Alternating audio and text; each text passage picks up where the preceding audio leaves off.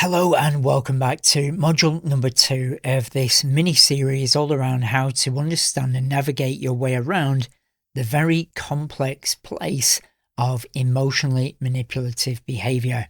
Now this is the second video, and if you haven't watched the first video, it's essentially go back and watch the first video because it explains about emotionally manipulative behaviour and how it goes on in the background of people's minds. We look at person A and person B, which is the person using the emotional manipulation and the target. So to gain full understanding of the 6 emotional manipulative behaviours that we're going to look at and their specific emotional vulnerability they target, really is essential that you watch that first video. But if you have watched the first video, welcome to the first emotionally manipulative behaviour, the 6th that we're going to cover, called the oppressed victim. Now, before we get into this, it is absolutely essential that you understand a 3-stage process. Firstly, we have a person who was attacked or abused in some way when they were younger. That is something that happened to them.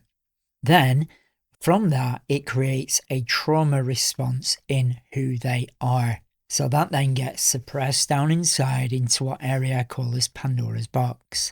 So that's the suppressed trauma. And then the person carrying that suppressed trauma use an emotionally manipulative behaviour as a coping strategy. Now, if somebody's got emotional manipulation behaviour and they use it on us, there's no doubt about it. If it triggers us in some way, it can be very uncomfortable. And that 3-step process there, the fact that they were a target of abuse or attack in some way, and then it formed a trauma, and then they use emotional manipulative behaviour as a way of coping with that, is not to necessarily say, well, we should just let them emotionally abuse us in some way, because bad behaviour is still bad behaviour and we need to protect ourselves. But that 3-stage process there can not only help you understand the other person and why they might be doing it, but also to understand yourself if you are carrying an emotional vulnerability of what we're going to discuss in each one of the 6 specific emotional manipulative behaviours. So with all that said, now let's look at the oppressed victim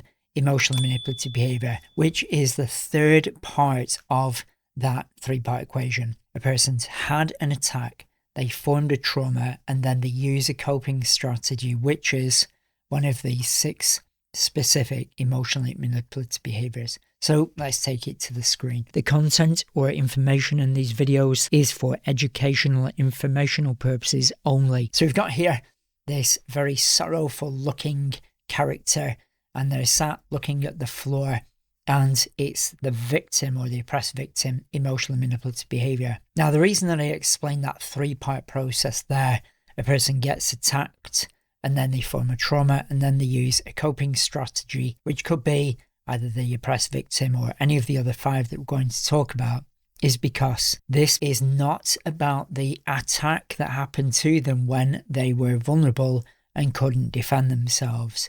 So point number 1, where they were attacked, they were the victim of this situation, or they were the target of the situation.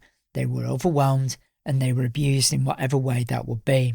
But here, when we're talking about the oppressed victim emotionally manipulative behaviour, this is a behaviour used to manipulate other people's emotions. So the fact that they were the target of abuse or manipulated in their own past, point number 1, is very different from the behaviour that they're using today to try to cope with their past trauma. Make sure you keep those 2 separate as we move forward. Okay, so now let's take a look at the areas of the victim emotionally manipulative behaviour. So again, we got this sorrowful looking character. So what is the manipulation that the victim or the oppressed victim will do? So the victim will continually state that they are struggling. Now, this can be done in a multitude of ways. It could be somebody just constantly struggling all the time, or you can have what I call the trying victim, where a person will trying to break free all the time. They're always wanting to move forward, but they never seem to. They're trying to lose weight, but they never lose weight. They're trying to break out of a relationship, but they never seem to. So it could be a person who's overwhelmed and they're struggling and they're caught in a trauma bond, or it could be a person who's using the oppressed victim emotionally manipulative behavior. But what you'll recognize here is if they are always in that state. So if it's not the weight, it will be their finances. If it's not their finances, it will be their work. If it's not the work, it will be their relationship. There's always something that seems to be holding them down. And when they could break out and take action, they don't. And that's the key to it. So the manipulation is they are always struggling, but they never take action to change their situation or attitude. Then the target's vulnerability. So remember, the victim emotional manipulative behavior is from person A. The target is person B. So the target will have a guilt complex feeling. A guilt is a feeling that I've done something wrong, or I always make mistakes, or I've always let people down. So the target will have a guilt complex feeling that they should be there for everybody else and that they are a bad person or they've done something very wrong if they are not there for other people. So hopefully you can see this starting to unfold now. Then number 3, an example manipulation. A person who continually shares to everybody, or mainly the target, how they are so unhappy in their career, but they never take any action to change that. Now, every now and again, people can be unhappy in the workplace, and if they're really unhappy, they do something about it, change a job or whatever it may be. But if somebody is constantly overwhelming other people, saying, I'm not happy with this area, but then never does anything to change that, then yes, again, it could be they're in a trauma bond and they're working through past trauma. But if they're constantly wanting to talk to everybody about it, that could be the oppressed victim emotionally manipulative behavior starting to come out to trigger guilt. So if we feed that back then, so the person is constantly saying, I'm struggling, I'm not happy in work, I'm not happy in my relationship, but they don't do anything to change that. And then they focus on a person who's got a guilt complex. Person A constantly oversharing on person B. But then person B might feel, well, if I don't listen to this person all the time, then they're going to feel worse, they're going to feel more sad, and it's all my fault. So this is person B's toxic guilt being manipulated against them, because what underneath is happening, the person using the oppressed victim emotional manipulation is saying that if you don't listen to me, if you don't let me constantly overshare, you're a bad person. And then that could trigger that past trauma of person B when they were maybe told that they were letting everybody down or that they were in the way or whatever it may be. Now, emotional manipulative behavior usually happens in a combination. It may happen just one emotional manipulation, but it usually happens with a combination. So let's see one of those, which is a person could appear emotionally vulnerable, like this little character sat on the rocks here. And they could appear like the one who's always struggling or the one that always needs help, and they're so sorry for themselves. Remember the phrase, they're always that way, but they never take any steps to change their behavior. But then if person B or the target tries to break free of that cycle and says, come on, you've got to do something with your life here, you've got to move forward, or come on, how can I help you move forward? What could happen is the person A might just suddenly go really aggressive, and it could be such a sudden switch that it causes a reaction in person B to think, I'm a really bad person now, I've really overwhelmed them, it's my fault, they're going through a bad time and I was supposed to be there for them. But then that sudden reaction that person A had may trigger an overwhelm in person B, where person B says the easiest option here is just to constantly listen to person A so they don't trigger, so they don't get overwhelmed, so they don't become aggressive. And then that's how the cycle continues. Then number 5, an example counter defense of how to break this cycle. This is an example because there are sometimes hundreds of subgenres of each one of these main topics. But a question that a person who is person B could ask person A is, okay, you're in this situation now, so what could you do to break free of this challenging situation that you're in? You see, you're not telling the person, come on, you need to break free of this cycle, stop moaning, stop overwhelming everybody, stop oversharing. You're asking them a question. which very subtly asks them to take responsibility for their situation. You're not forcing them, you're not telling them, you're just simply asking them a question. And you can't really fight a question. So person A could choose not to answer that question and then would feel kind of self-conscious about, well, this person's trying to help me break free and I didn't actually answer the question of what I could do to break free. So I'm going to find somebody else who will listen to me endlessly, who maybe won't ask me to take responsibility. Or remember back to number 4, they could say, why do you keep asking me all these questions all the time? I'm just trying to talk. But this is how emotional manipulative behavior hides in plain sight. The oppressed victim will pose as somebody who's just having a difficult time, but they will constantly be having a difficult time. And if it's not one thing, it's another, it's another, it's another. And that is one red flag to watch out for, because sometimes in life we all have tough times. We all have tough times. That's just life. Okay, and then area number 6 is, when is it not a manipulation? Now this that I'm going to share now is vital that you understand for the rest of all of the other emotional manipulative behaviors. Emotional manipulative behavior gains its power, and it's so difficult to navigate around unless you know this. It's because it's hiding in plain sight. It poses as one thing, but is actually something more deceptive. So in life, we all have challenging situations, and that is what the person using the oppressed victim will claim, that they're just having a tough time. But the only thing is, that tough time never seems to end. If it's not one thing, it's another. If it's not that, it's something else. It never seems to end.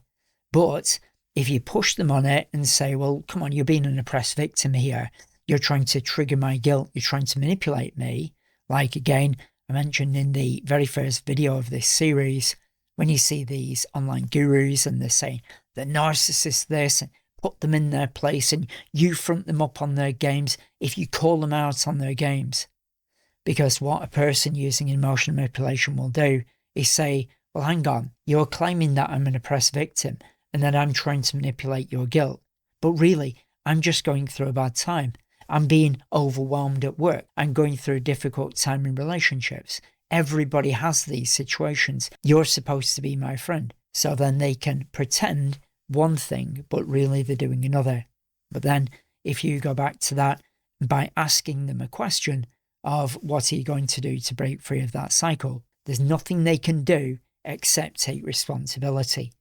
Because every time you ask that question, they have to either answer the question, thereby take responsibility, or it will become very obvious that they are using an emotional manipulation. Now, it's only a suggestion to use that. I'm not saying it's the only one.